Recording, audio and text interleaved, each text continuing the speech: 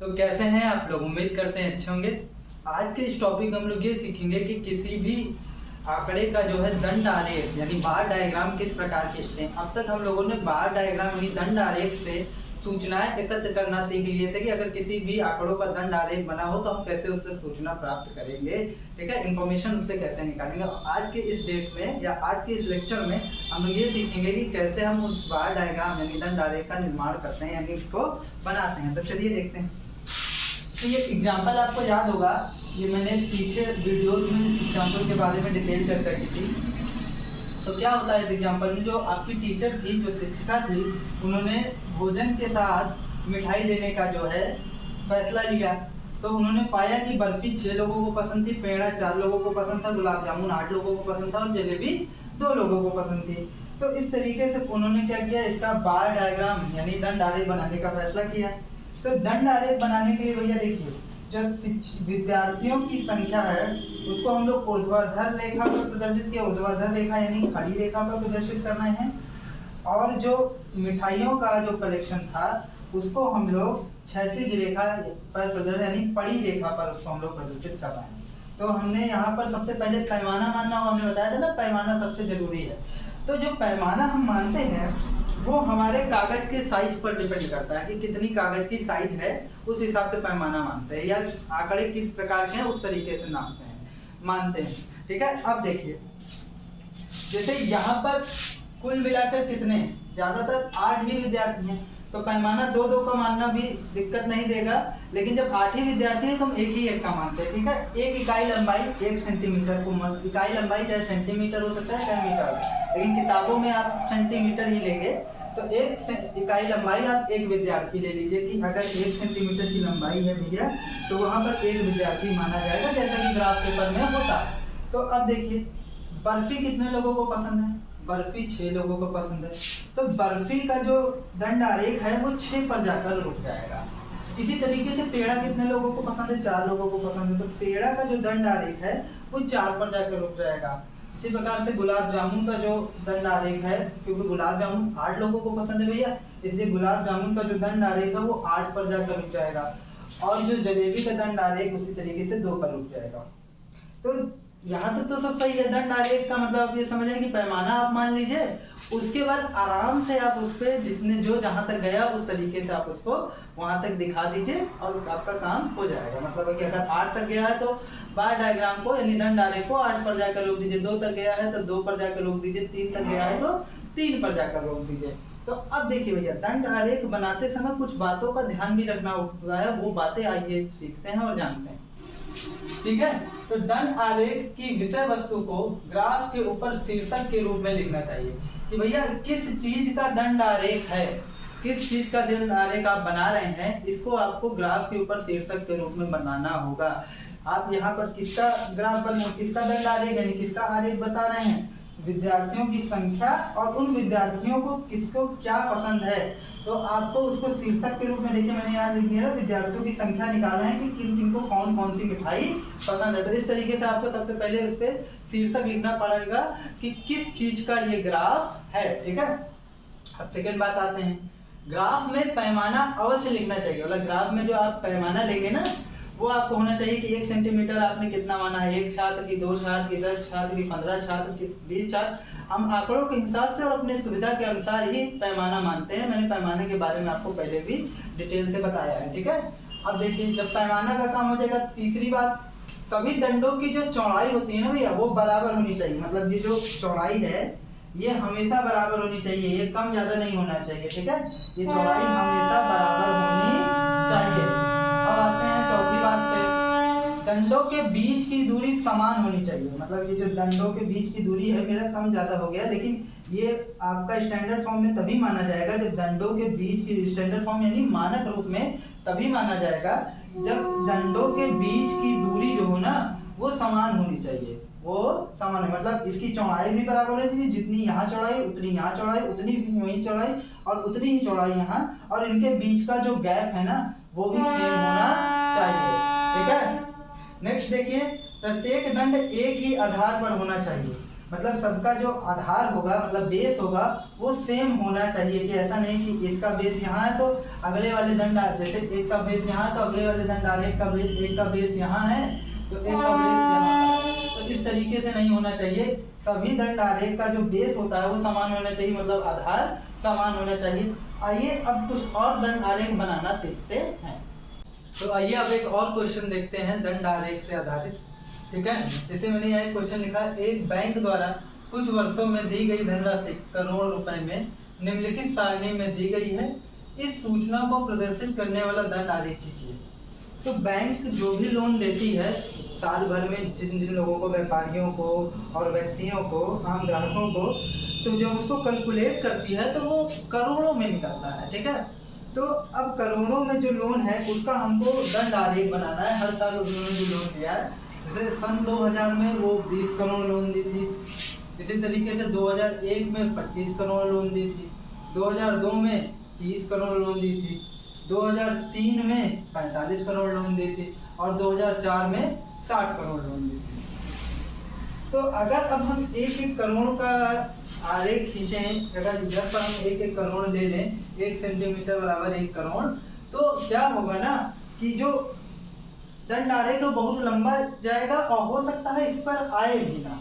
तो अब मैंने आपको पहले ही बताया था कि आपको एक पैमाना मानना पड़ेगा, आपको उचित पैमाना मानना पड़ेगा। पैमाना क्या होता है?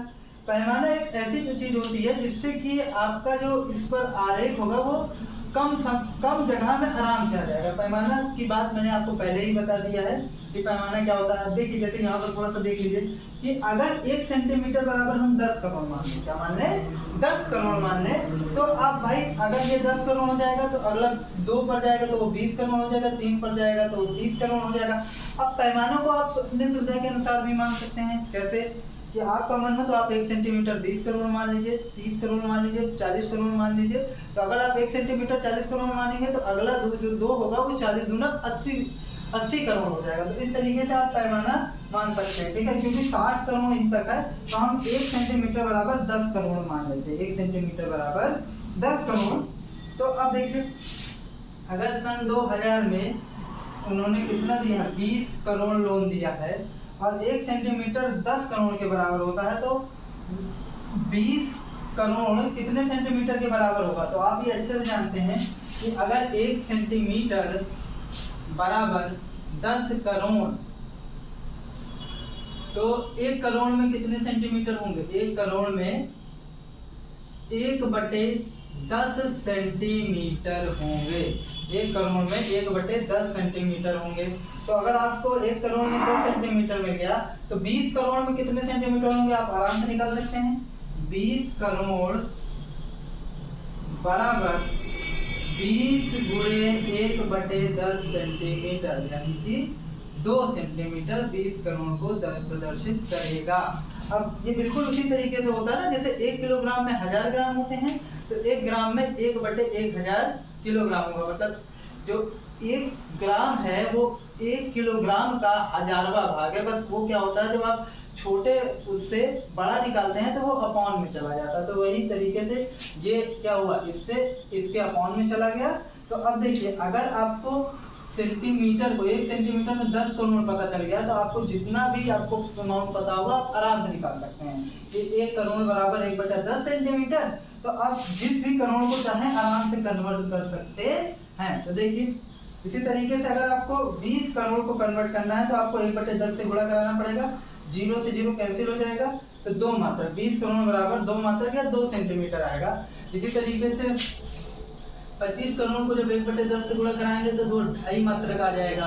भाग देकर आप चेक कर सकते हैं। इसी तरीके से 30 करोड़ को जब आप कन्वर्ट करेंगे वो 3 मात्रक आ जाएगा।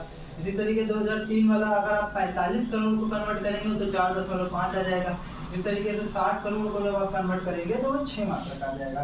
तो इस तरीके से आपने एक उपयुक्त पैमाना मानकर 1 सेंटीमीटर बराबर 10 मात्रक मानकर सबको आपने सेंटीमीटर में कन्वर्ट कर लिया। जितने भी अमाउंट थे उसको आपने सेंटीमीटर में कन्वर्ट कर लिया। अब हम ग्राफ खींचते हैं, यानी दंड आरेख खींचते हैं। तो अगर आपको 20 करोड़ सन 2000 में 20 करोड़ लोन दिया था तो आपको 2 मात्रक तक दंड आरेख खींचना है। तो ये देखिए 2 मात्रक तक दंड आरेख गया। इसी तरह 25 करोड़ के लिए 2.5 मात्रक तक जाएगा। कहाँ तक जाएगा? ढाई मात्रक, मतलब 2 और 3 के एग्जैक्ट बीचों बीच ढाई मात्रक। इसी तरीके से 2002 में 30 मात्रक, तो ये दंड आरेख 3 तक जाएगा। इसी तरीके से 2003 में अगर 45 करोड़ दिया है तो ये जब हमने इसको उसमें मात्रक में कन्वर्ट किया तो ये 4.5 तक जाएगा, जिसका मतलब होता है 45 करोड़, जो कि 4 और 5 के एग्जैक्ट बीच में होगा। और अगर लास्ट वाली की बात किया जाए तो 60 करोड़, जो कि 6 मात्रक, तो लास्ट वाला ग्राफ 6 तक जाएगा।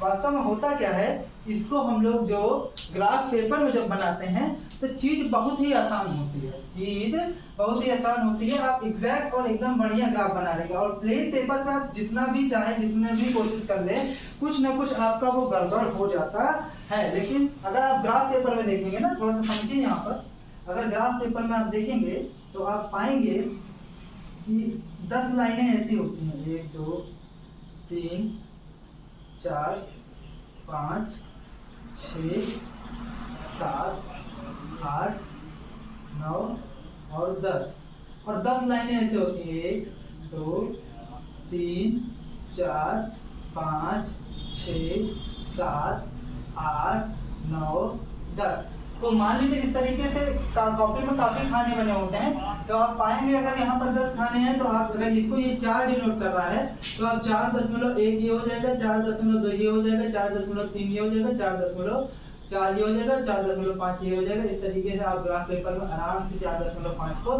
डिनोट करके दंड आरेख को बना सकते हैं। तो ग्राफ पेपर में जब भी आप बनाएंगे ना तो वो बहुत ही सरल और अच्छे से आपका बन जाएगा। तो अब देखिए, जब हमारा यहाँ ग्राफ बन जाएगा, यानी दंड आरेख जो बन जाएगा, तो उससे इंफॉर्मेशन निकालना बहुत आसान हो जाता है। देखिए कैसे, किस वर्ष में सबसे ज्यादा लोन दिया गया था, 2004 में, क्योंकि उसका दंड आरेख सबसे बड़ा है। इसी तरीके किस वर्ष में सबसे कम लोन दिया गया था, 2000 में, क्योंकि उसका दंड आरेख सबसे छोटा है।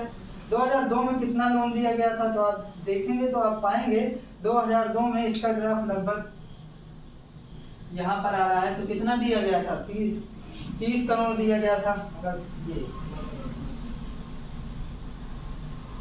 30 करोड़ दिया गया था, तो आप देख रहे हैं किस तरीके से दंड आरेख से हमारी चीजें बहुत ही आसान हो जाती हैं, और ये दंड आरेख ग्राफ पेपर में और अच्छे से बनता है। तो दंड आरेख को और ज्यादा आकर्षक बनाने के लिए हम इसमें क्या होता है, कलर कर देते हैं, और दंड आरेख को हम लोग आरोही या अवरोही क्रम में बनाने की प्रयास करते हैं, जिससे वो और अच्छा लगे।